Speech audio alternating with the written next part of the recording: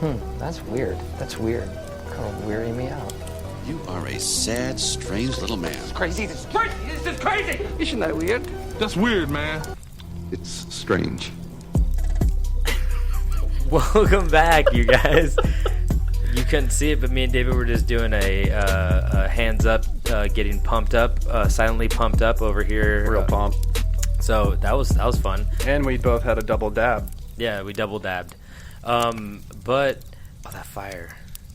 It's so warm right now. Real nice and warm. It's almost too warm. But welcome back to another episode of Camp Strange. My name is Alex Tobin. I am your camp counselor. And I'm your other camp counselor, David Stokes. And it is past your bedtime, but we are letting you come near the fire to hear us tell some scary stories. That was creepy when I said it was past your bedtime. I didn't like when I said that. I didn't either. Grossing myself out. Should we just stop it here? Yeah. All right, see you next week. All right. Bye. Okay, we're back with another episode. Back. So, yeah, like, I wanted to talk about, before we get into these stories. Yep. First off, our buddy Alec, he is a listener of the podcast, and he told me a story that happened to him that is this podcast related. He is a realtor? But he's not just a realtor, he's a commercial realtor. So okay. He sells he rents out warehouses and stuff like that. Like businesses. Yeah. Yeah. And he went into I think he said it was a preschool. I don't know if it's an occupied preschool or if they're renting it. I used to be a preschool. But he said he walked in, and then in his pocket, the episode about the cult, the hills are alive with the sound of cults murdering people, about your mistress of blood. What's her name? Yeah. That started going off in his pocket, and he could not turn it off. And like people were like looking at him and stuff like that. And he's like, so. And he said it was a part where they're like, so they put a bunch of blood in the cups and they passed it around and drank it, and they all got magical powers. And he's just like, he said he took out his phone and he was like trying to close. The app was already closed out, like Spotify, and he could not turn it off. And he's just like trying to, and he had to eventually walk outside and it shut off like a minute later. And he's That's like, what rich. the fuck was that? Yeah. We like to haunt our friends. Yeah, we haunt preschools with cups of blood and whatnot. So don't bring your kids to our preschool. Nope. Please don't. Definitely not ours. But before we also get into it, I wanted to talk about this Netflix show. I think it just came on Netflix. I think I saw. Is it the one that's like Stranger Things? Yeah, no, it's not Stranger Things. It is called Haunted. Okay. And it is a docu-series about people who have had like real life hauntings, and it's equally funny or terrifying. I laughed and I cried. I'll say that. But it's basically, so it's like us in video format. They're stealing our steeds. No. It's not supposed to be funny at all. Oh. It's they take a person who has been haunted or has had this terrible thing happen to them, and they sit them in a room with like other family members, and the family members do not talk at all. They do, but only like a little bit. And basically they tell their story of like how they're haunted. And the first episode's about this guy who witnessed this woman in white who followed him from like age 6 to like how old he is now. Yeah. And it's so weird because the whole time he's like crying throughout the entire the first episode.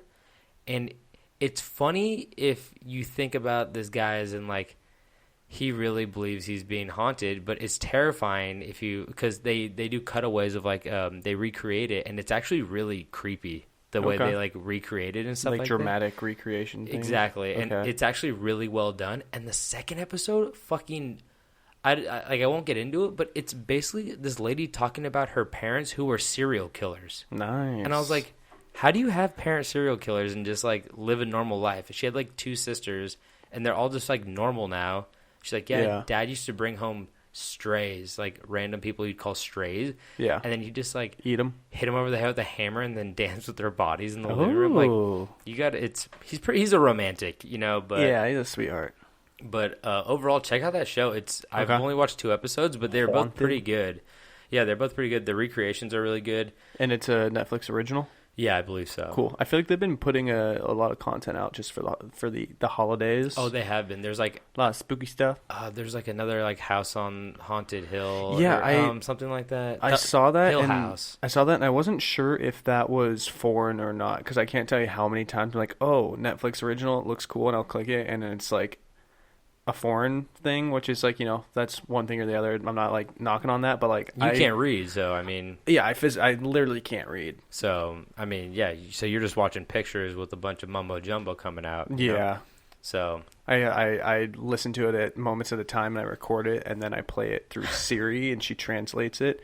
So one episode can take a week for me. Yeah. So, but no, I don't think it is it is not foreign. Okay, cool. I watched the trailer for it. It looked pretty good. I just have to delve into that because there's a lot of, like you said, there's a lot of good horror stuff. Halloween's out right now. I want to see that really bad. Yeah, I want to see that. It's like, it's top grossing right now.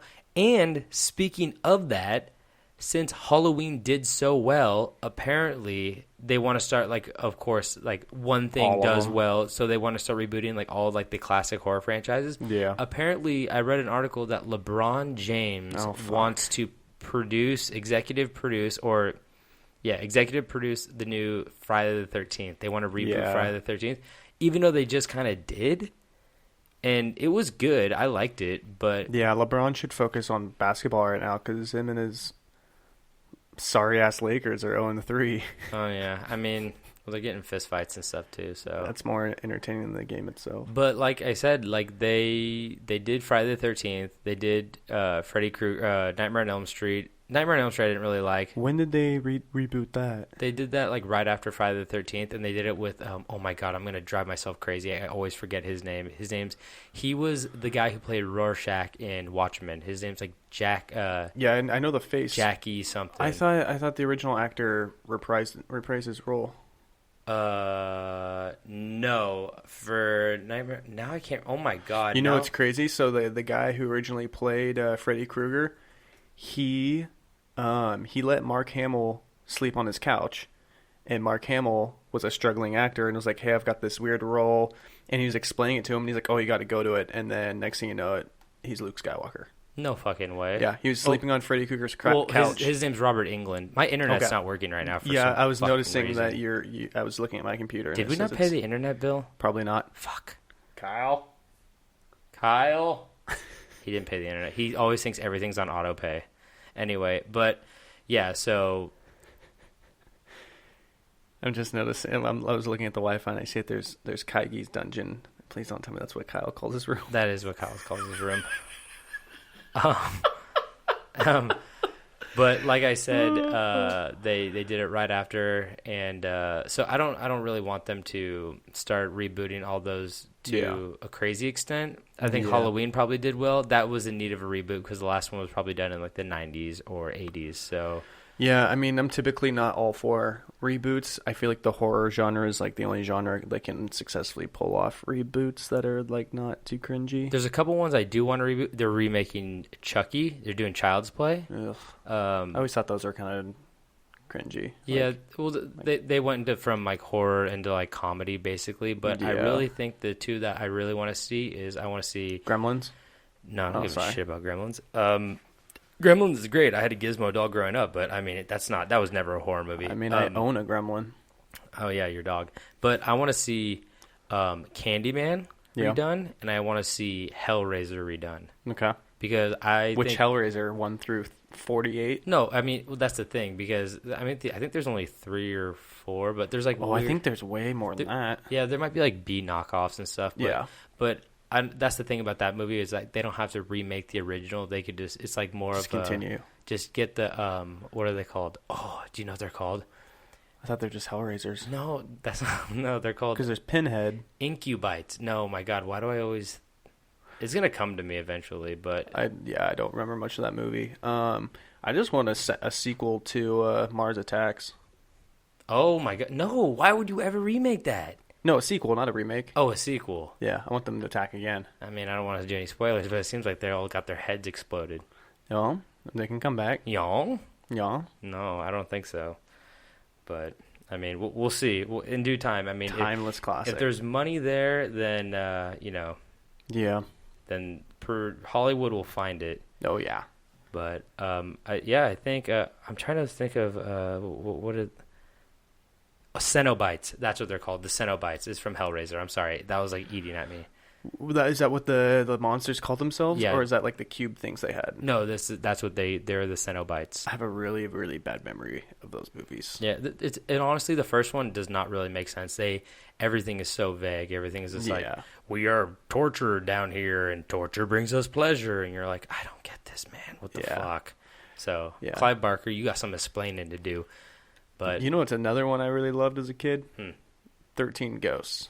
Dude, okay. That was like one of my favorites. I own 13 Ghosts on DVD, and I rewatched it. It's fun. It's not good when you rewatch it. It didn't hold up? No, it doesn't. Tony Shalhoub, Matthew Lillard. Dude, I love me some Matthew Lillard. But like, should we post that picture of me as a child with Matthew Lillard? No, no one wants to see that picture. Oh, that's a good picture. You just want to try to flex with Matthew Lillard. But, yeah, big time. But yeah, that was not a good movie. It was a fun concept, but it wasn't like.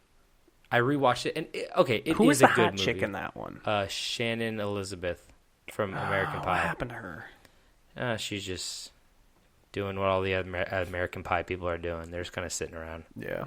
But it's a fun movie. I definitely say watch it because it's worth a watch if you haven't seen it. But it definitely isn't as cool as I thought it was. There's some cool parts though. You know. What year do you think that came out? 2005, 4, something like that, maybe. 6? I was thinking like 2002. Yeah, it might have been 2002. 2001. Yeah, it might be that. Yeah, it might be that early. I just remember that ghost with the big old knockers. Oh, that was the princess or something like that. Yeah. Yeah, she like cut herself up and stuff. Yeah, that was my favorite. The jackal, the hammer. Yeah. The prince, the fat big baby and the midget mom. Oh, and he had like puke all over him. Yeah. Oh God, don't even get me started. And the torso. Remember that guy? He just wrapped in cellophane. He was man, rolled around. That was the least threatening ghost in that movie. No, but he was the most trippable.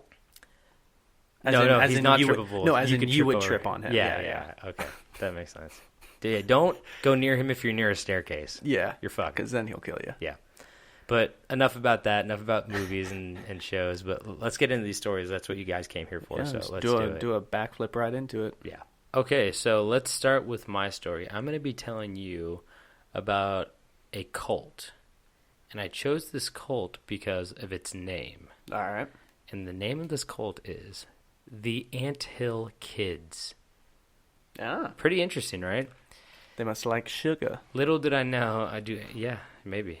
And I'll tell you actually why they're called the Anthill Kids in a sec. But the Anthill Kids, I didn't know is the most infamous Canadian cult. I mean, that could be argued, but it is at least one of the most infamous Canadian cults. And let's get into it. So the Anthill Kids were a Canadian cult that operated in Burnt River, Ontario between the years 1977 and 1989. It was run by a heinous and abusive leader that went by the name of Rock Moses Terrio. And as you could tell, he gave himself that nickname in the middle, Moses. Oh, okay. I figured Rock was going to be the nickname. Well, his name's spelled R-O-C-H, so it's like, I don't know. Is that like a Canadian name that I don't know about? Okay, maybe. But yeah, no. Yeah, you think it'd be a play off Rock, but it's not. All right. And in order to understand these horrible actions that took place in this cult, we must start with the man who formed it, and that is no other than Rock.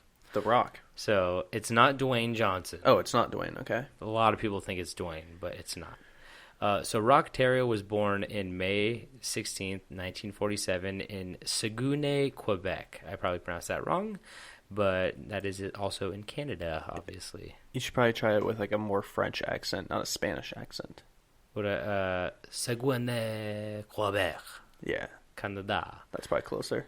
And he was actually said to be very intelligent for his young age, but of course, with all horribly great cult leaders, he disavowed any traditional teachings by dropping out of school in the 7th grade and began to teach himself the Old Testament of the Bible, which is it's a great recipe. When you got like a really smart, like a focused kid, and you just give him something that, like, you give him one thing, he's just going to delve so deep into that. Yeah. So that's what he ended up doing. And Terrio believed that the end of the world was near and would be brought on by the war between good and evil.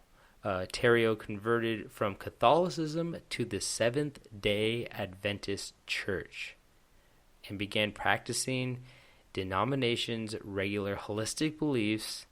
It began practicing the denomination's regular holistic beliefs, which encouraged a healthy lifestyle free of unhealthy foods, tobacco, and alcohol. Yeah. So, I mean, it starts off with really good intentions, right? I mean, seems just like you're joining a religion, you're going to be clean, like probably no caffeine either, you know? Yeah, you're going to have a family you didn't have before, people that got your back. Yeah, and you know, with every great cult, it starts pretty good in the beginning with good intentions, and then you know, that power starts coursing through your veins. I mean, not all cults start with good intentions. I mean, to the cult leader, maybe. Not always. Okay, maybe that's not good intentions, but he has good why am I defending a cult leader? I don't know, but like I said, Terrio was a charismatic man, and he was good at persuading others to do his bidding, which you definitely need in a cult leader. Yeah. And in 1977, while organizing seminars for the Adventists, he convinced an entire group of people to quit their jobs and form his religious following. The goal was to form a commune where people could freely listen to his motivational speeches, live in unity and equality, and be free of sin. But he prohibited the group from remaining in contact with their families and with the Seventh-day Adventist Church, as this was against the cult's values of freedom. There's always a but. You gotta cut off ties. I mean, we see Scientology do it all the time now, but you gotta cut those ties off of being like, snip, snip. Family's gone. The religion that you were a part of, that's gone. We're a new branch, and so he could have full control, and you can't have any fun angels on the shoulder. He has to be the devil on the shoulder. No angels allowed, you know. So just don't let him. And it's a lot easier in the 70s because no one has a phone. Yeah. Yeah, you go to a and farm. Everybody's on the grass. Yeah, everyone's smoking grass. Everyone's is that mushrooms? Is that what you meant on the grass? Yeah, I think you just meant they're just walking around on grass. I'm like, yeah, I bet too. they're outside more. I don't know. Yeah, but now with a group to save during the apocalypse, he began to feel the fear of the end of the world more and more, claiming that God told him that the final war would take place February of 1979. Okay. So in 1978, in preparation, Terrio moved his commune by hiking to a mountainside he called Eternal Mountain. What is with these cults and their mountainsides? I don't know, but he claimed the location would bring them salvation. So, I mean, mountains are very powerful entities, and I think just makes me want to not go by any mountains anymore. No, because exactly, because when you're on a mountain, you're higher than everybody else, which makes you feel more powerful. So True. I think that's why it draws a lot of cult leaders out there. It's God's land. Exactly, it's God's cult. Yes. Yeah, that makes sense. Yeah, totally. So Terrio made the commune build their town while he relaxed, comparing them to ants working in an anthill. I mean, eventually naming the group the Anthill Kids, which is a funny name. Like, I just see him he's just like kicking back and being like, "Hey, look at all these people. Look at them building my little tunnels down there, you know." I mean, if I were to be in a cult, I'd love to be compared to an ant. That'd make me feel really good about myself, and I feel like everybody else would be like, "Oh, wow, he thinks so highly of us. We're just a bunch of ants." Yeah, I know. I'm surprised he didn't give his own nickname. Like, he's like, "I am the magnifying glass now." Yeah, they're like, "What the fuck are you talking about, Moses?" And he's like, "No, don't call me that." So, I mean, and plus, the Anthill Kids sounds like a really bad, like, rap group from Brooklyn. Yeah. They're like, "Yo, what's up with the Anthill Kids? And we're here to drop a beat for you." And then they put out, like, a piece of cardboard and start, like, a little b-boying. B-boying. Yeah. So, first off, bad name, bad start to the cult. In February of 1979, which was a year, later after building that sweet, sweet little piece of property right near the mountain, this is when the apocalypse was supposed to happen, and surprisingly, it didn't occur. I didn't think I read about that. No, I mean, a lot of people, it goes right over their heads, and people started to question Terrio's wisdom, but he had a great piece of advice, or a great explanation, I should say. Yeah. He defended himself by saying that that time on Earth and in God's world were not parallel. Therefore, it was a miscalculation. Yeah, that makes sense. So he says time, God's over in China right now. Yeah. We're over here in, in Canada. So it's just, Yeah, it turns out it was supposed to be yesterday. but Exactly. That still doesn't. Yeah, exactly. Yeah, exactly. It's like, how off are these time zones for God? And like, it blows my mind that people constantly believe these doomsday cults when there's like, oh fuck, we fucked up again. You know? They haven't gone one right. Yeah, maybe next week it's like, God, man. So What was that one that everybody was buying into, the Mayan one? It was like 2012 or something like that. oh yeah. That was 2012. Yeah. Was it 2012? Yeah. Yeah, but there's also Y2K. Of course. I mean, remember that was a Y2K. big one, but I mean, I was too young to even prep for that. I was just ready to I was playing my Pokemans. I was ready to take a fireball to the face, but 2012, I was definitely ready. You know, had my filtered water. Oh yeah. I had a cans of. Did you actually? No, I prep for didn't that? actually have that. I don't No, know, man. I mean, I'm sure you're just like, oh, it's my earthquake. I mean, do you really want to like live on an Earth where you're just like, oh, we got to stay under the Earth for 2 more years before the radiation subsides? Shit sounds awesome. It sounds awful. I'll go back to sleep for a few days. I'll just take a quick fireball death. I'll take a quick tidal wave. But to expand the community as well as keep the members devoted, Terrio married and impregnated all of the women, fathering over 20 children with 9 female members of the group. And by the late 1980s, there were nearly 40 members of the cult. They should have been the Bunny Rabbit gang. Yeah, he was just like, I mean, that's another perk of being a cult leader. You could have.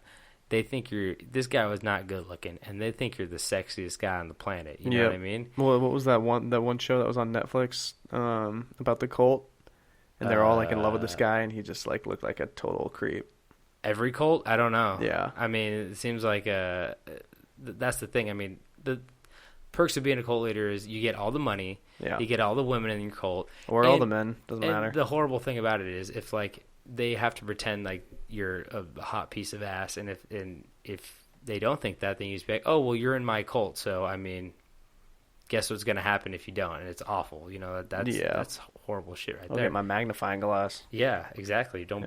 It was my dangerous magnifying glass is my middle name. So at this point, 3 new things happened. In 1984, which was 4 years later, the group relocated from Quebec to a new site in Burnt River, Ontario. 2, followers were made to wear identical tunics to represent equality and their devotion to the commune. Let me guess, his wasn't identical though. Probably not. No. It's probably a sweet fuchsia or something like that. Some gold on it. And they all got like, dirty brown or something. Yeah.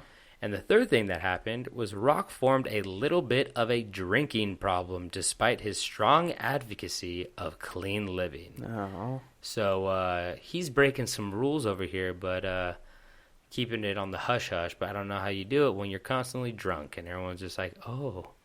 Yeah. A Star is Born. Exactly. So now with all of these new clothes and new housing, you might be wondering, how can they afford all of this? Of course. Cults cost a lot of money. Yeah.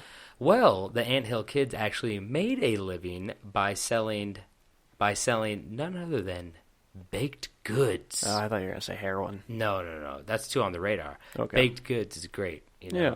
Everyone likes baked goods. Especially ants. Almost as aunts. You mean aunts or ants? Both. Exactly. It would make sense, If your aunt is an ant, she likes baked goods. Yeah, and I bet they didn't even make all these pies. I bet they just like crawled up to a windowsill and formed like a little train and carried the pie away. That's a classic. The old cherry pie off the windowsill. That's a classic move. So, so they're just slinging hotcakes for a living, apparently. Okay.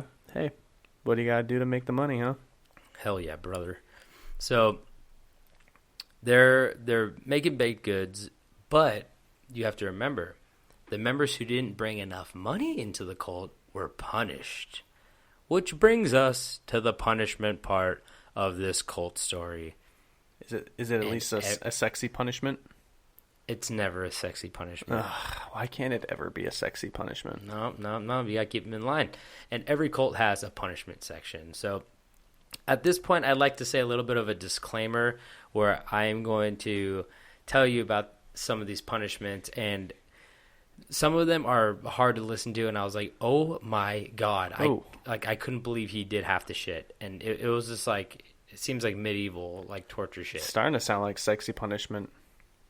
No, it's not. I don't know what you're into, but shit, man.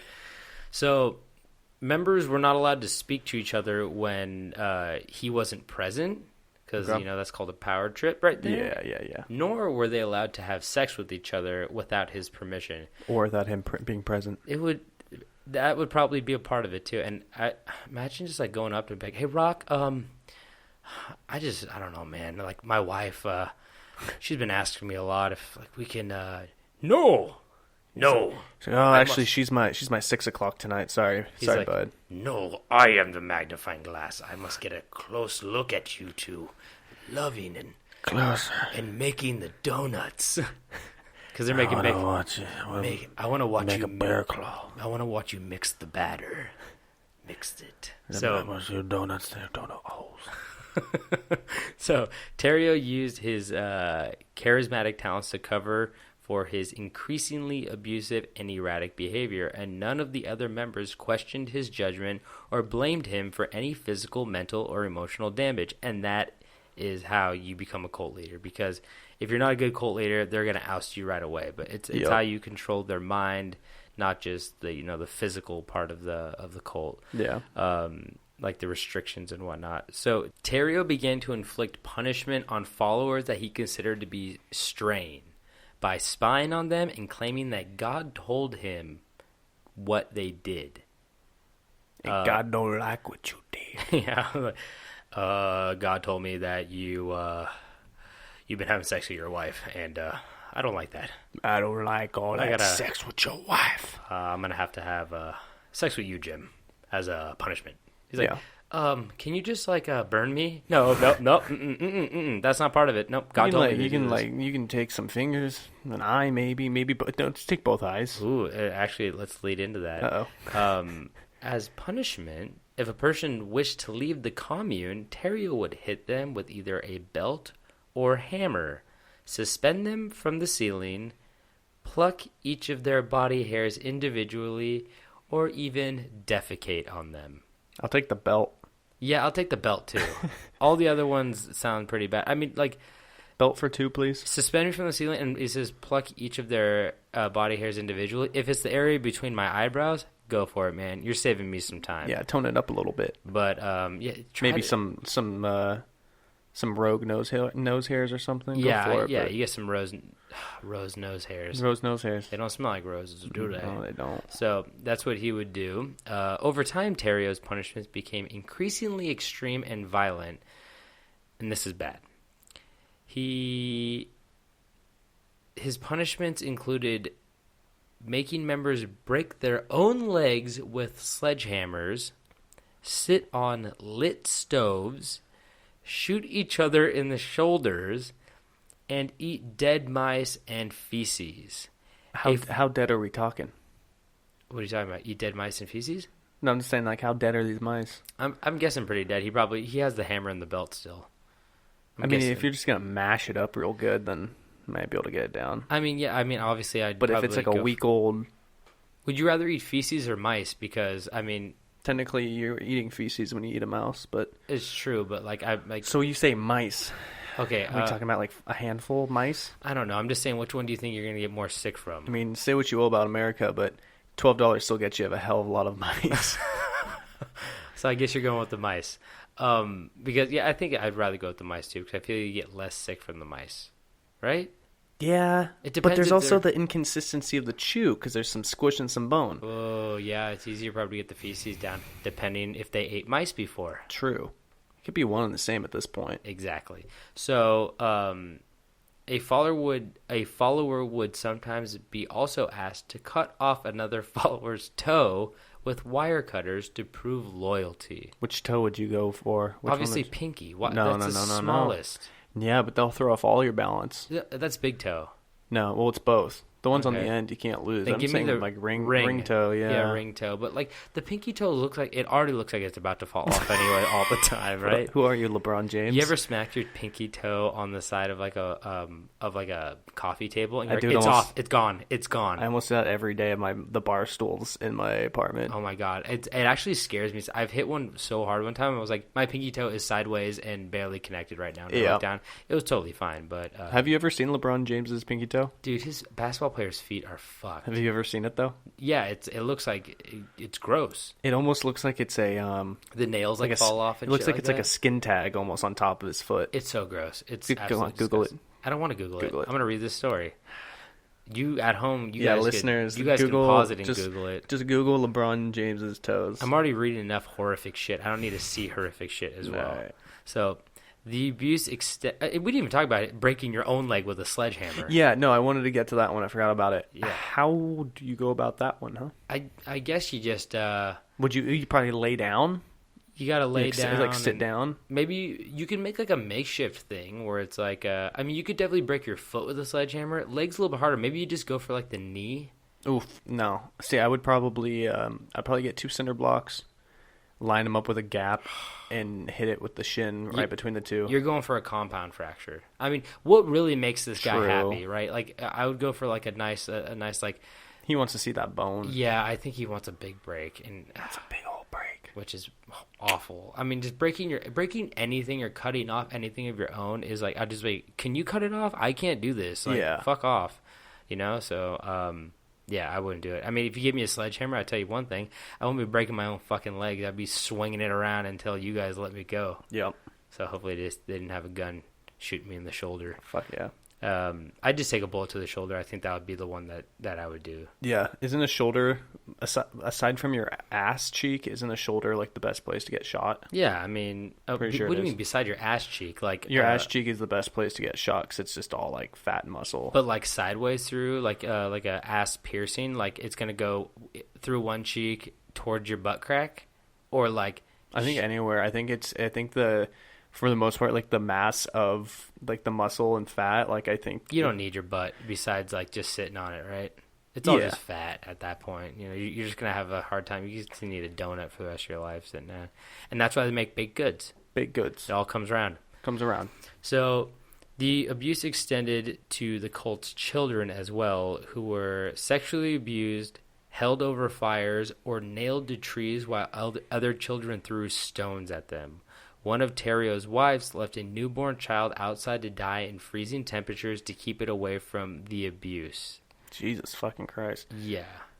I mean, That's always one of those things that makes me wonder, and it's like I hate to wonder about it, but like, so if you're a kid and another kid gets pinned up on a tree, like, are you gonna try to nail this kid with a rock? Because like No. when your time comes, Oh, that yeah. kid's gonna be like, oh, I'm gonna knock your face off. Well, that's the thing. When you're a kid in that situation, that's probably the worst situation because Yeah. you're completely helpless. Even if you wanted to not do it, Yeah, you don't even know if you want to be there. You don't. Yeah, exactly. You don't know how to change the situation. Yeah. You probably are like easily influenced, and you're confused in general. So you think this kid did something bad in the first place, and also you don't want to be that kid in the tree or on the tree. So it's like you're gonna make it look like you're cooperating every step of the way, and hope that no one has to prove their loyalty against you and cut off your pinky toe or anything like Yeah. that. You know. So Terrio attempted to backtrack to the original religious mission of the commune, beginning to strongly believe in purifying his followers and ridding them of their sins through abusive purification sessions where the members would be completely nude as he whipped and beat them.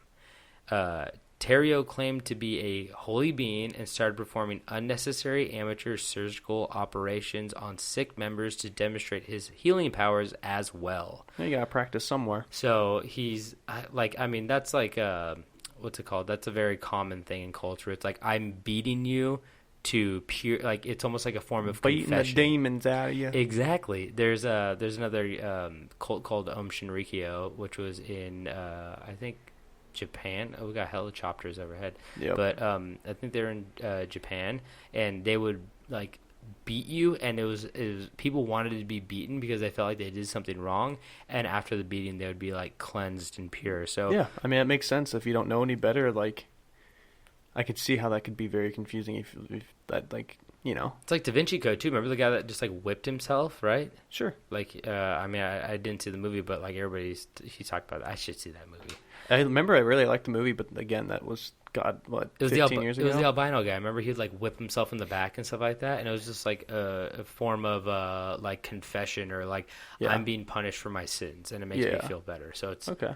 It's really weird, but it's not weird. The surgical operations, that's just a god complex right there. So these quote-unquote surgeries included injecting a 94% ethanol solution into stomachs or performing circumcisions on the children and adults in the group. Would you get drunk? What, through the ethanol? Yeah. I mean, no, it probably makes you really sick more than anything. I mean, I don't... Ethanol. Honestly, I think isn't ethanol gasoline? Yeah, but I mean, there's still like alcohol in it. Right? How is that surgery? This guy's like, this is surgery. I think I'd rather drink gasoline than have it injected into my gut. And I don't get the whole, like, this guy has some deep-seated sexual stuff going on because he's just like, oh, I need to circumcise you guys all now too. It's like, why, dude, why? Maybe it's a power thing, or I don't know. Maybe. It's a very awkward conversation to be looking at another man in the eye and be like, this has to be done, Frank. Yeah. I know you've had it for 35 years, but time to say goodbye. I'm making a hat later. I'm making a wedding ring for my wife. A real leathery ring. For one of my 9 wives. I don't have any money for diamonds no more, so guess what? I'm using what I have. Or what you have. So in 1987, social workers removed 17 of the children from the commune, thank God. Was that all of them? No. Shit. However, Terrio faced no repercussions for his abusive acts. So he didn't get in trouble at all for it. They just like took the kids away. Of course. And in 1989, when follower Solange Boillard complained of an upset stomach, here's where it gets weird and awful. Terrio laid her naked on a table with no anesthesia, punched her in the stomach, which is, I guess, his form of anesthesia, you know? Jammed a plastic tube up her rectum to perform a crude enema with molasses and olive oil, then cut open her abdomen and ripped off part of her intestines with his bare hands. Terrio made another member, Gabrielle Lavelle, stitch her up using needle and thread, and had the other women shove a tube down her throat and blow. They blew air down her throat into her stomach. Boiler died the next day from the damage inflicted by the procedures, but claiming to have... Oh, this is so fucking awful. I don't even like saying this part. But claiming to have the power of resurrection, Terrio bore a hole into Boiler's skull with a drill and then had other male members along with himself ejaculate into the cavity. When Boiler inevitably did not return to life, her corpse was buried a short distance from the Anthill Kids commune. Jesus fucking Christ. It's like, I don't know what the fuck this guy is thinking. Like, I don't... Like, most of these cult leaders, it's all about power, but like... Yeah.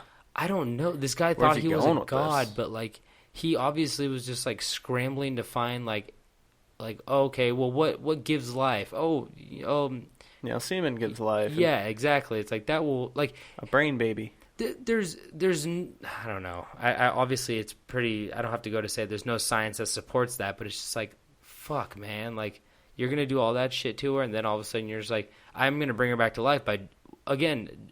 Drilling a hole in her head. I'm going to do another thing that's probably going to cause death. Yeah, it's hard to come back from. And then put stuff in that hole. It's like, fuck, man. God. So, I mean, that was hard to read. Yeah. But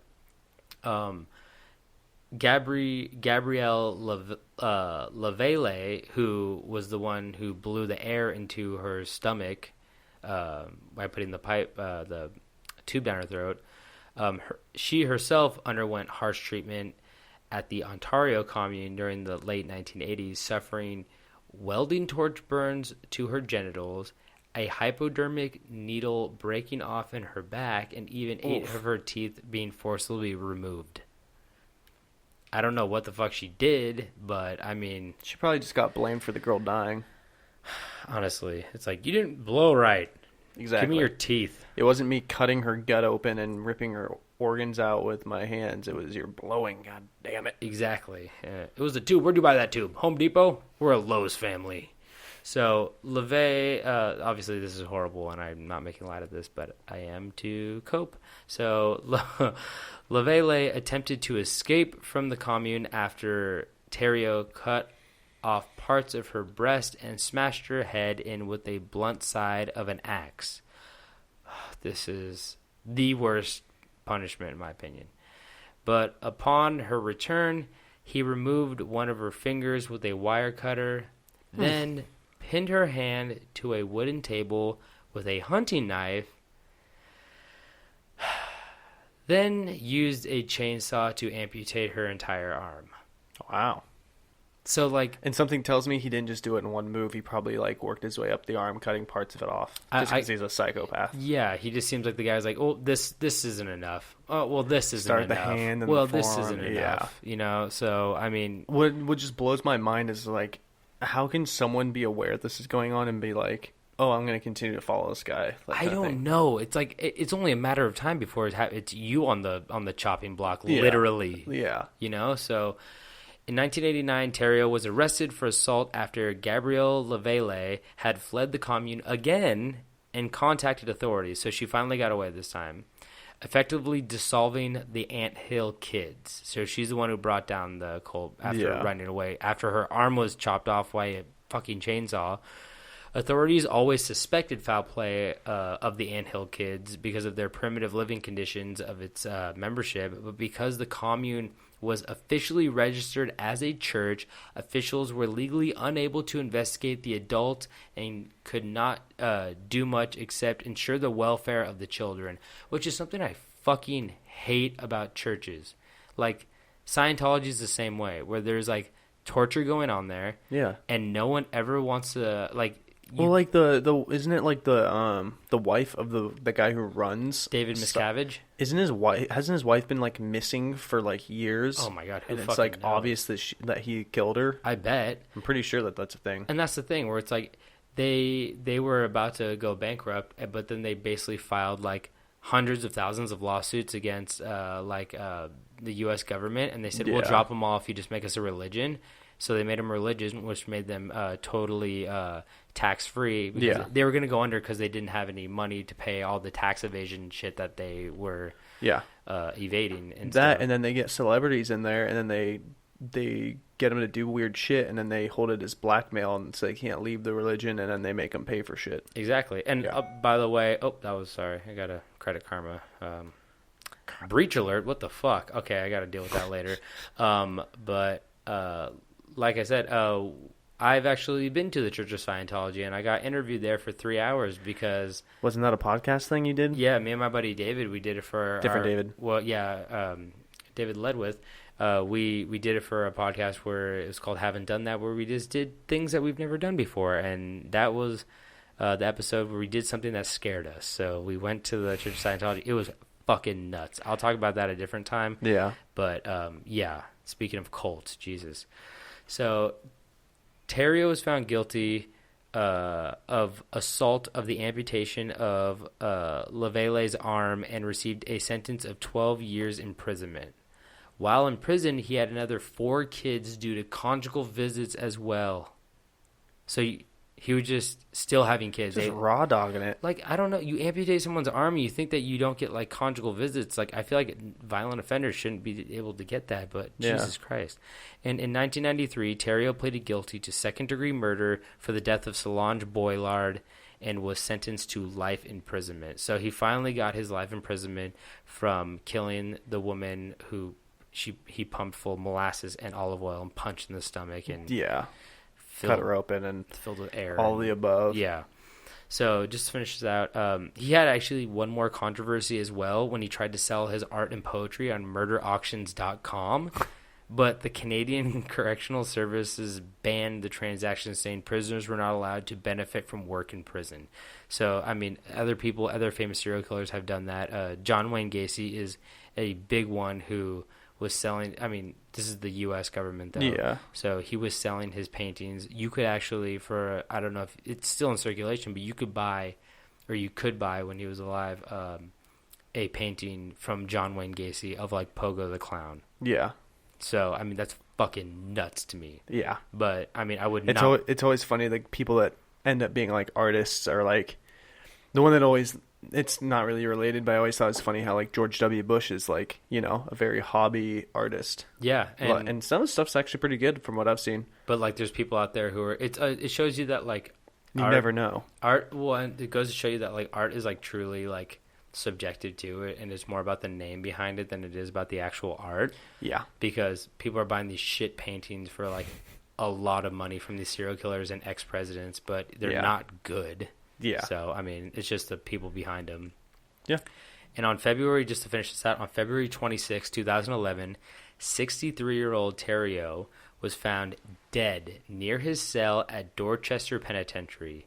His death is believed to be the result of an altercation with his cellmate, Matthew Gerard MacDonald, a 6-year-old convicted murderer. 6-year-old? 60. Oh, God. I was like... So it's a fair fight. They're both 63 and 60. You know, like, they're both just old dudes in a cell at this point. And MacDonald pleaded guilty to second-degree murder and was sentenced to life in prison. Oh, I thought you were going to say they just let him out. No, I know they should have after fucking he did that. So he got life in prison, but he was having already been serving a life sentence for a previous murder charge, so he was not a good guy either. No. But, I mean... Wasn't his first rodeo. Lesser of two evils, as they say. MacDonald had stabbed Terrio in the neck with a shiv, walked to the guard station, handed them the weapon, and proclaimed this quote, and this is a fucking cool quote. He said, "That piece of shit is down on the range. Here's the knife. I've sliced him up." Fuck yeah. And I feel like there's no better way to end that story than saying that Hell yeah. that piece of shit died slow, and I wish he cut off his arm before he bled out, but... And then shoved a bunch of shit up his ass. I'm just glad he didn't die, like, in his cell, like, peacefully in his sleep. Like, yeah, fuck that. God, fuck yeah. Go Matt MacDonald. Matt MacDonald. Yeah, I mean, you murdered somebody, and I usually don't cheer for murderers, but I'll cheer for this one because... Fucking Rock was a dickhead. There's Rock, always a bigger fish. Rock Moses Terrio, fuck you, dude. So the meanest Canadian ever, I think. Yeah. So, Jesus Christ. All right. Well, I guess it's my turn to go. I kind of wish you would have given me maybe a slight heads up before we started, so then I could have maybe done a little lighter story to even out how fucked up yours was. Well, I didn't know mine was fucked up until like I started getting deeper into it. I was like, oh no, this is bad. That was real bad. I thought it was just going to be like a cult, and it turned out to be pretty fucking awful. Yeah. So I'm going to do mine. It's a fairly known story, but it's still one that really like trips me out a lot, and it always comes back to, like, I always think about it and how weird it was, but it is... So it's going to be the death of Elisa Lam. Mm-hmm. That's about right? Yeah, Elisa Lam. I've heard of that story a little bit. Yeah. And I've been to the hotel is in downtown LA. Okay, yeah. I'll get into it. Don't spoil too much. Well, I'm not going to spoil anything, but it's next to a place called Meat Monster. I can't remember off the top of my head. It's called something like that. Yeah. But they have a burger where the buns are tiny pizzas. Oh. And I got one of them, and that's how I knew. I was like, this hotel looks like similar. I know that name. And it's like the most American fucking thing I can think of. Yeah, it was really fucking good. Because both pizzas and hamburgers. Oh, it's called Meatzilla. Meatzilla. Okay. Well, they're both American foods originated in America, so it's like the most American thing. Hell yeah. And pizza and burgers, definitely all from America. And weird stories, right? Yeah. I mean, that's not American, but like, what's not to love with it, right? Yeah. So tell me about Elisa Lam. All right. So on January 31st, 2013, a 21-year-old student named Lam Ho Yi also went by Elisa Lam. That was her like American nickname. Yeah. Okay. Which is pretty common. It's really hard to like. What was it again? Lam Ho Yi. Lam Ho Yi is hard. And isn't it in China? Last name first. Yeah, last name first. So it would be like Ho Yi Lam. Kim Jong Un, Kim Jong Il. Well, that's Korean. Well, I'm just saying like those are also last names first. The way I always think about it is Yao Ming had Yao on his jersey. Oh shit! I didn't think about that. Yeah. Okay. Damn, I'm Tobin Alex. Yep. Tobin's a first name too. Tobin Bell was Jigsaw from the Saw franchise, so Yeah, there you go. it goes both ways. So yeah, so she went missing on January 31st, 2013, but this is not your usual missing persons case. What made this one different was the evidence that the police had and what they released to the public afterwards. And before I get into exactly what happened, I want to talk a little bit more about Lam herself. Mm-hmm. So Lam was a daughter of immigrants from Hong Kong. Her parents opened a restaurant, just outside of Vancouver because they moved to Canada. Wow, so we both got some Canadian ties in there. Yeah. So she was Canadian and her parents were from Hong Kong. Okay. And she was a student at the University of British Columbia over in BC. Okay. So when you say that wasn't really like her American nickname I thought she like it was a recent one, but it seems like her parents gave her a traditional name and probably also an Americanized name. Yeah, I think it's, there's one that's on her birth certificate and then it's kind of like the one that she grew up with. Exactly. Yeah. I had a friend in college who her name was Crystal, and then she told me like after like a few years of knowing her that like her real name was like something different and it like Meth. Yes, it was meth. But it blew my mind because I'd never actually like questioned it. Yeah. Yeah, I didn't know any different. Yeah. So on her trip to the States, Lam went to the San Diego Zoo.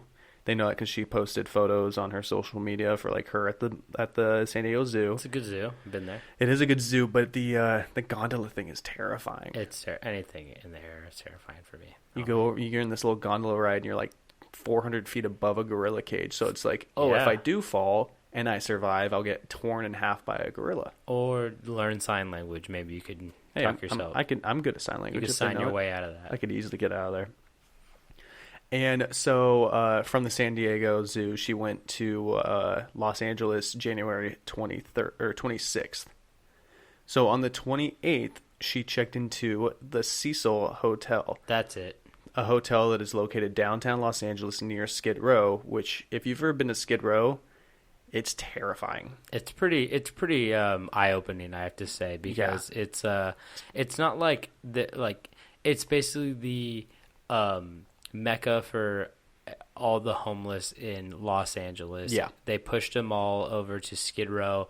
It's riddled, like the streets, there's like encampments everywhere and people don't really give a shit. Like there's people on like really hardcore drugs just wandering through the streets. Yeah. And it's worse to like honk at them or try to like get them to move out of the way. Just like let them go by, and because it could turn sour really quick. It's not a safe neighborhood over there. Yeah, I've only driven through it like in Ubers and stuff, and it's just like they're pretty wide sidewalks, and it's like 3 tents back lining the entire thing. But and it's also weird how close it is to like a normal neighborhood. Like really nice places. Yeah. It's a very bizarre thing because you'll just turn down a street and all of a sudden it's just like, yeah. Yeah, and that's the thing there where like even cops go. I've seen cops go down there and they just don't mess with them. They're just like, I could arrest you and throw you. It's like the Tenderloin in San Francisco where I walked on that too, and it's like the cops don't arrest people on drugs there anymore because it's like, what's the point? Yeah, it's too hard to keep up. Keep you there for 3 days and then let you out and you just do the same thing again. It's like just stay to yourself, and it's sad. It's really sad. Yeah. So in my research, which this is one thing I didn't know before, and I'm still a little confused by it. But so the hotel was kind of a mixture of a classic hotel and like apartments. Okay, And so there are hotel rooms, but there's also like apartments that people live in full time. Extended living. Yeah. They do have hotels like that now where half of it will be extended living and half of them, they usually section it off where it's like certain floors are extended living, certain floors are hotels. And Yeah. it's a way for the hotel to make more money. You Yeah. know? So, But that was a concept that I was unaware existed until I was researching this. pretty interesting. Yeah. And so Lamb ended up staying in one of the apartment style things. So I'm assuming what it was like is that she's there for a few days, but she's trying to like, just do a hotel room. But I think it was like she shared a common room between people, and then she had her own room. Okay. And it didn't last very long. The other two people in the living space would eventually complain after 2 days, saying that Lamb had, in quotes, certain odd behavior. And she was moved into a room by herself, like a different hotel room. Really? Yeah. Okay. So Lamb was diagnosed with bipolar disorder and depression before her disappearance. Okay, yep. And she was also heavily medicated. That's not good. It is also noted that the family said she had no history of any suicidal tendencies, but she had gone missing before. Just like from the house and whatnot. Yeah, it didn't go into detail. It just said that once she did disappear, they had to go find her somewhere. Oh man, yeah. So I mean, that's. I mean, it's good that she's heavily medicated if you have that mental illness, but it could also be a bad thing. Yeah, I mean, sometimes mixing medications with things can lead to very dangerous states of mind. It's a hard decision to make where let somebody go out and travel on their own when they have such a debilitating disease. But especially if they have a past of not sticking with their medication or wandering off, Yeah. So in the mid 2010, mid 2010, Lamb started a blog where she would post pictures of models and then talk about her life, particularly her struggles with mental illness and stuff like that. So models? Yeah. Like fashion models. Yeah. Really? Which is an interesting kind of combination to do. And but yeah, so maybe she had a real fascination or a love for fashion or apparel. Was she particularly not very good looking? I mean, was she? The photo I saw, she seemed like a pretty girl. Okay. So maybe that, I don't know. Maybe it was some kind of artistic choice to pair. Mental illness is not always pretty, so I'm going to draw you in with a fashion model, so you maybe are interested in reading about this or something. Yeah, it's interesting. Yeah, I don't know how somebody with bipolar disorder thinks like that. So yeah. And so January 2012, she had said in a post that she had a relapse, forcing her to drop several classes and leaving her, in quotes, so utterly directionless and lost. Oh, so she was in college at the time? Yeah. Okay. And so she had a relapse of some sort that made things very difficult for her. Lamb would contact her parents every day while she was on her trip. And on the 31st, she was scheduled to leave LA to go to Santa Cruz. But they did not hear from her, so the family contacted the LAPD and eventually fly out to LA to help for the search. Oh, man. The LAPD searched the hotel as far as they legally could with search dogs. So it's I think it's... Can't start kicking in every single person's door, but you can, if the dog starts scratching at the door, you could be like, hey, can we search your apartment? Well, not just that, but I think they could knock, and if someone answered and say, can we search your room, kind of thing. Yeah, you need a search warrant, but if they say, yeah, go for it, then they could search the room. But exactly. Yeah, it's hard to get a search warrant for every single apartment in there. Yeah, or hotel room, because I don't think they can just bust into hotel rooms either. No. But yeah, so they searched as many rooms as they could. I think they probably searched the kitchens, the laundry rooms, all the rooms that aren't common rooms. Like workplace kind of things that aren't just living spaces. Exactly. Including the roof and the garage. Mm-hmm. So now this is where things start to get very bizarre and strange and makes me uncomfortable from the videos. I'm not gonna lie, I don't know too much about the backstory of her, but I have seen the video you're about to talk about. Yeah, and it's really, it's like weird. Yeah, it's very weird. So earlier I mentioned the police had some evidence, and that would be the hotel's security footage, and it would have been the last time that people had seen Lamb alive, and it was in an elevator. So it was the video is in, so you can picture a elevator. The camera is in the top left corner facing the door, aiming down. Mm-hmm. And since a lot of this has to do with the video, I kind of just typed up a brief description of like what's going on in the video. And we'll post this as well on our Instagram if you want to go there and check it out. So Lamb is shown entering the elevator almost in a playful way, and she kind of like crouches down with her hands on her knees, like almost as if she's like playing with like a little kid or something, or a dog. Mm-hmm. And she steps back quickly, snaps up in a straight upright position, and kind of stands there for a moment, and then she steps forward almost in the same position she was before, and then lunges to the door. And when she lunges to the door, about her shoulders are exiting the door, and she quickly looks left, then right, then left, and then quickly backs back into the elevator, turning her body facing the left, and then backing up into the right side of the elevator, like flat against the wall, as if she's hiding. And then she quickly kind of steps to her right. So now she's hidden next to the control panel, where all the buttons are. Yeah, hiding like against the door. Yeah. Really in the corner, as if she was hiding from someone. And then she slowly goes back to the door to peek, and then she jumps out as if she's trying to scare someone. She like jumps up and kind of like raises her hands and like, yeah. And then she shuffles to her left, then shuffles backwards, and then shuffles forward, almost as if it's like a line dance. Mm-hmm. And then she walks out of the elevator a little bit to the left, basically out of sight. You can kind of see like her dress and like her sleeve and stuff. And then she goes right back into the elevator and starts like kind of fiddling with the control panel, like pushing buttons and stuff. And then she turns to the right, and then she starts to walk out of the elevator, seeming like pretty normal. Mm-hmm. Like this is the whole time her body language is like very, very like sporadic and strange.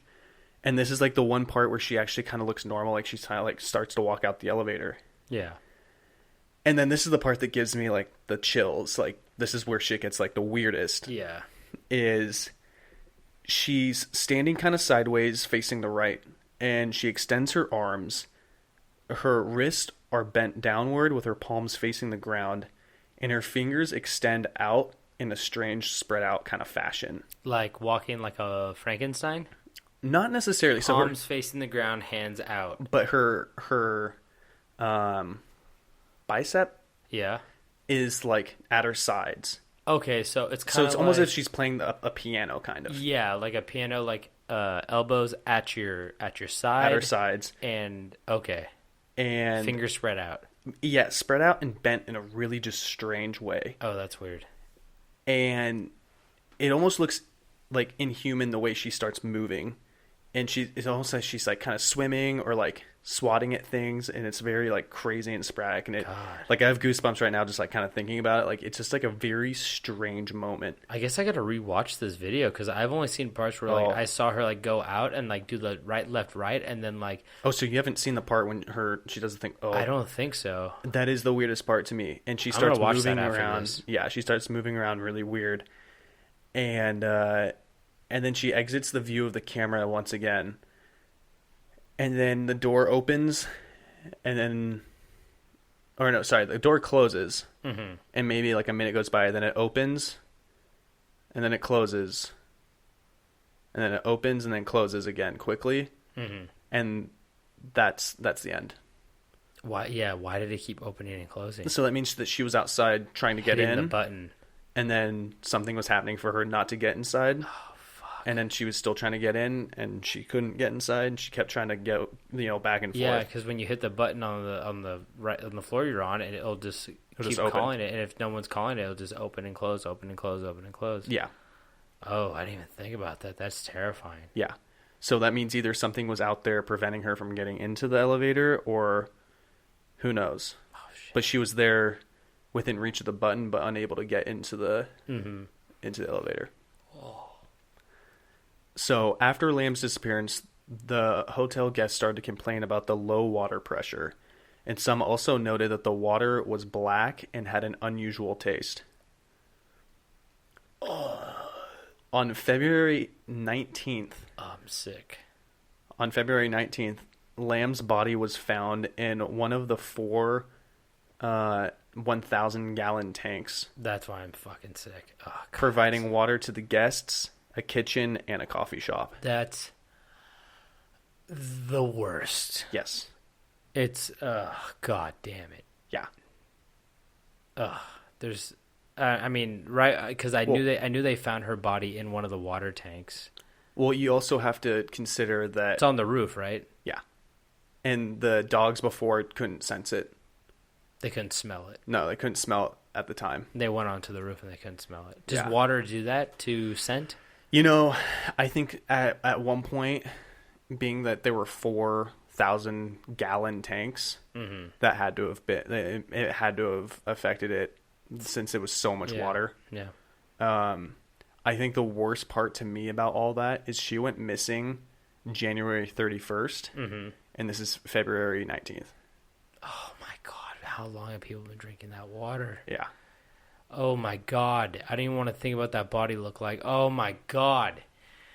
Oh, my fucking God. What do you do after you find out that happened? Like, if...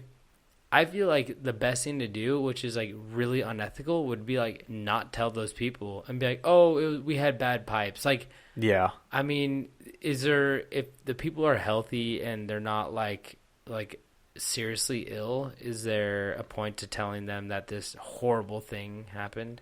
I mean, at one point, the girl's been missing forever, and it's kind of like they either don't tell them, and people are like, "Oh, they never found that girl," or they lie and say, "Oh, we found her somewhere else." Yeah, I bet. Yeah, God, I think the people who are like getting the black water were probably like, if they heard about the missing girl, that might have been something that ran through their mind. Yeah, had to be, right? Yeah. So one of the mysteries of this case is that when they found the body, obviously due to bloating and stuff, they weren't able to get the body out of the tank. Why? It was too big.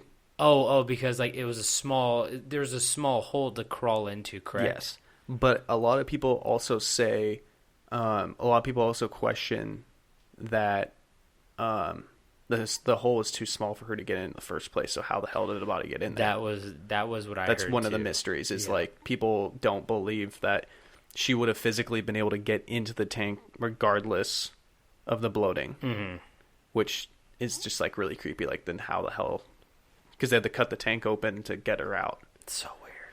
And so it was confirmed later that Lamb had drowned. Like that was the cause of death, was drowning. Wow.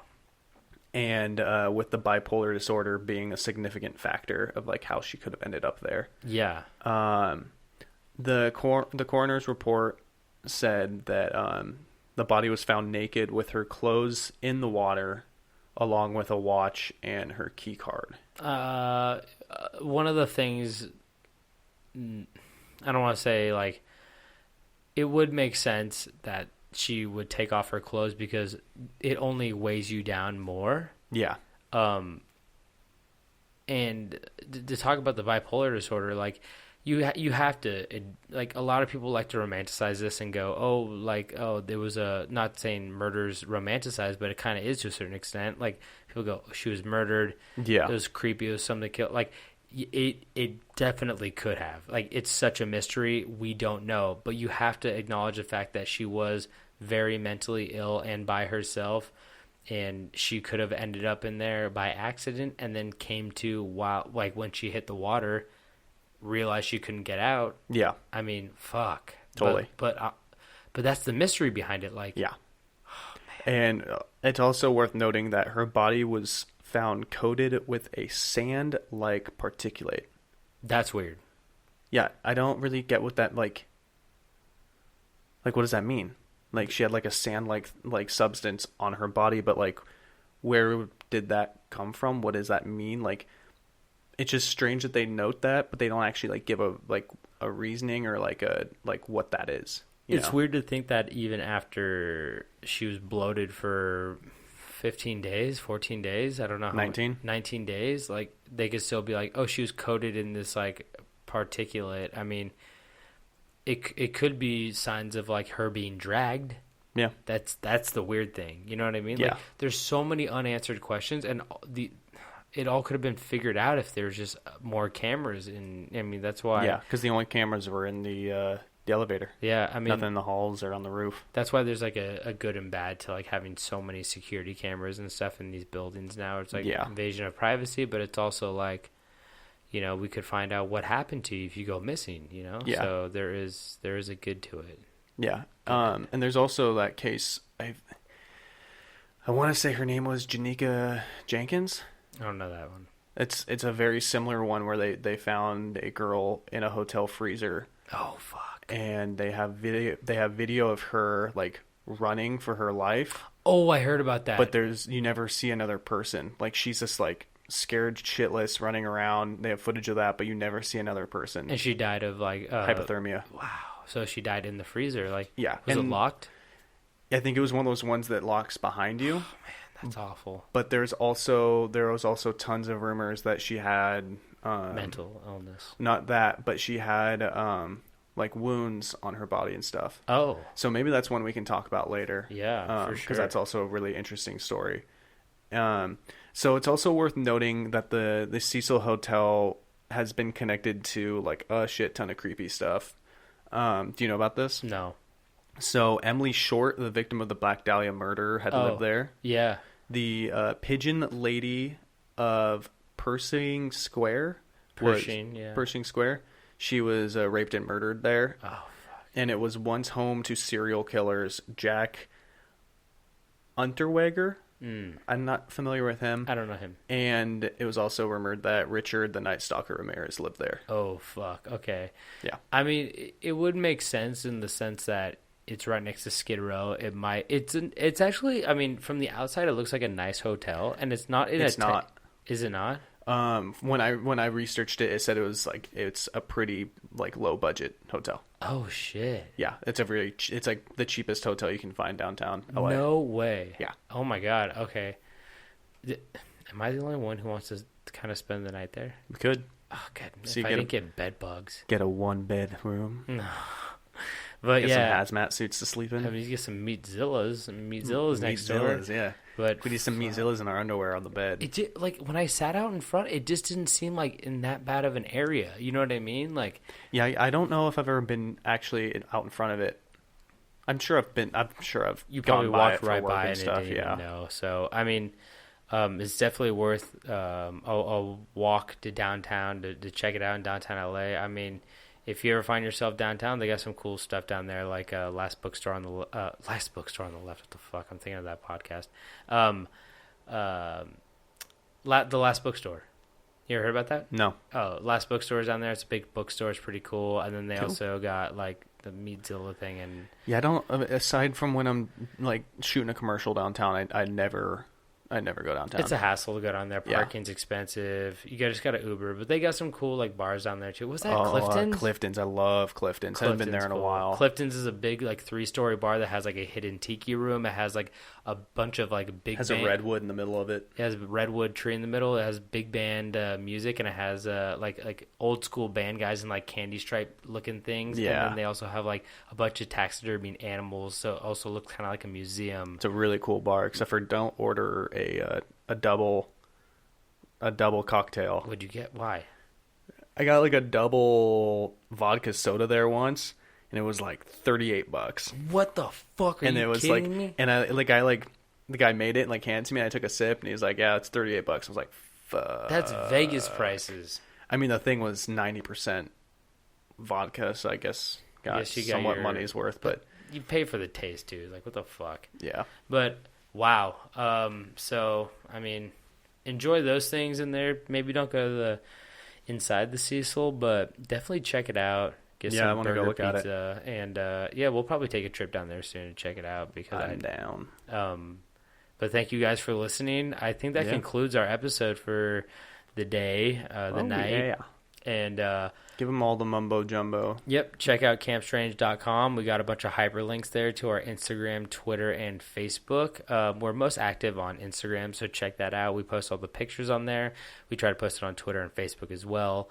But if you have any questions or comments, DM us or just send us an email through campstrange.com, the contact link. And you could also send us your scary or strange stories. Some of you guys have been sending those in, and we're going to be releasing a Tales from the Camp episode 2 very soon.